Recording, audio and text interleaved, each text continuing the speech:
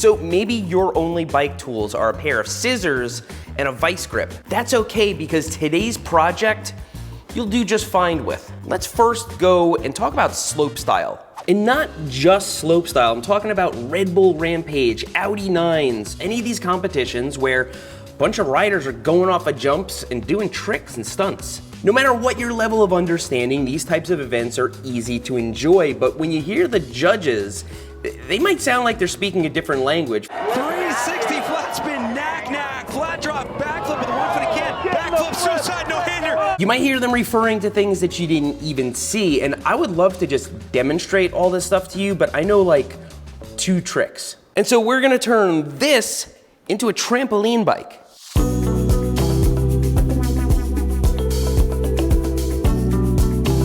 I had one of these when I was a kid and I loved it. It's basically a bike that you take on the trampoline to practice tricks. Now you do need a bike to do it with. This is a 24-inch freestyle bike, really fun bike, but anytime I would use it, I'd probably grab my dirt jumper, and so we're gonna actually take most of the parts off of this thing and prepare it for the trampoline.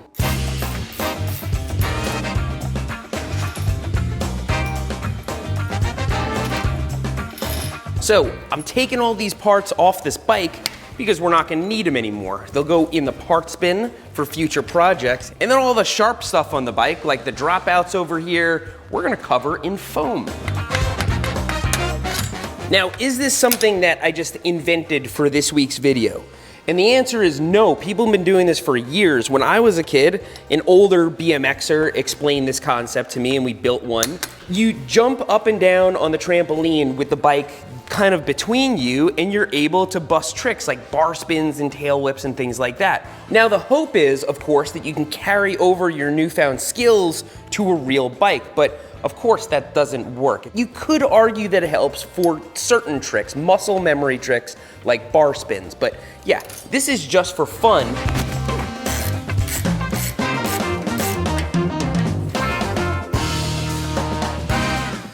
Ooh, that's not easy.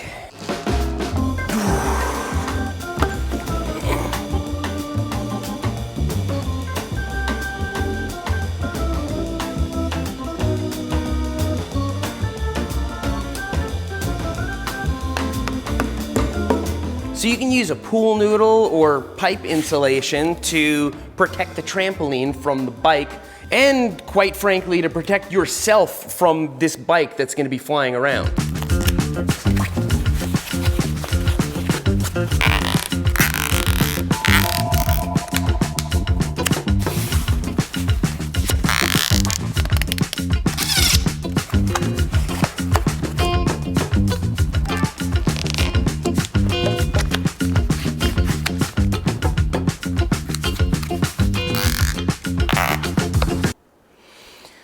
All right, so could we have made it look better?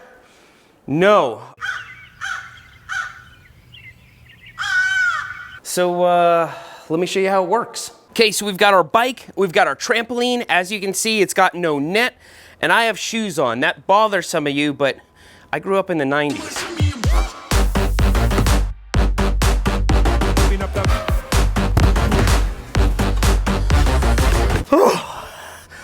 I'm so out of shape.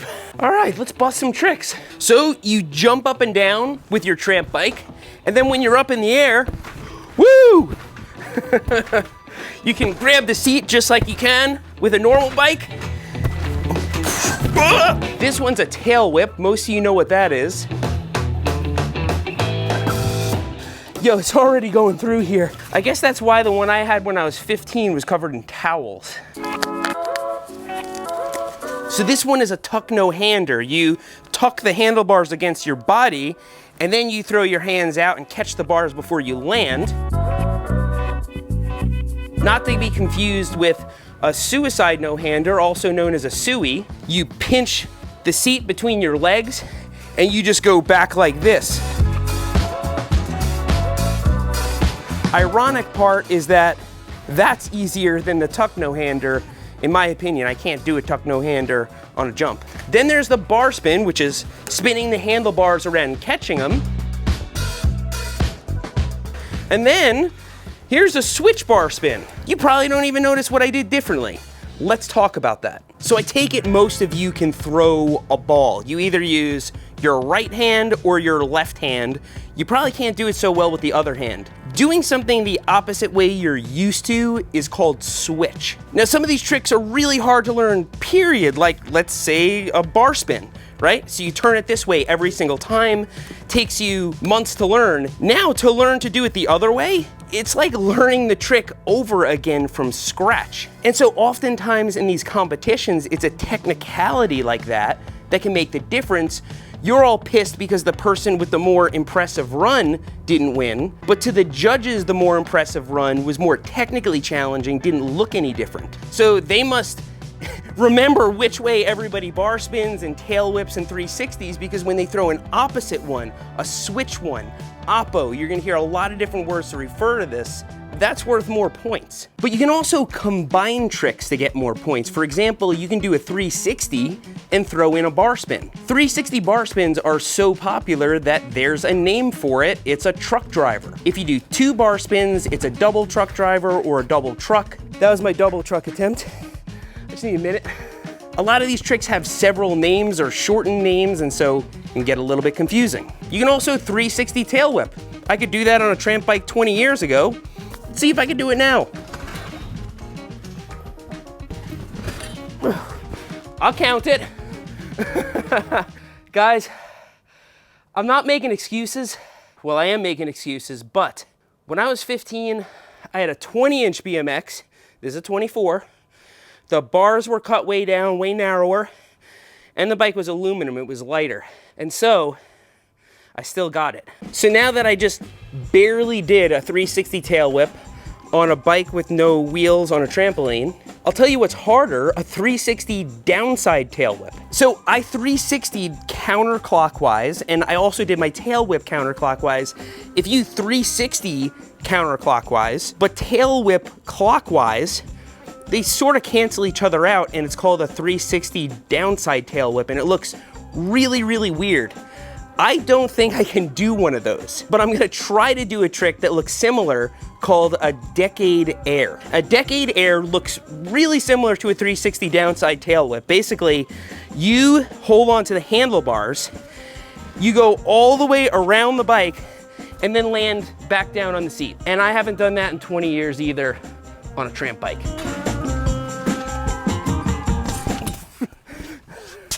I'm gonna get really hurt trying to do this.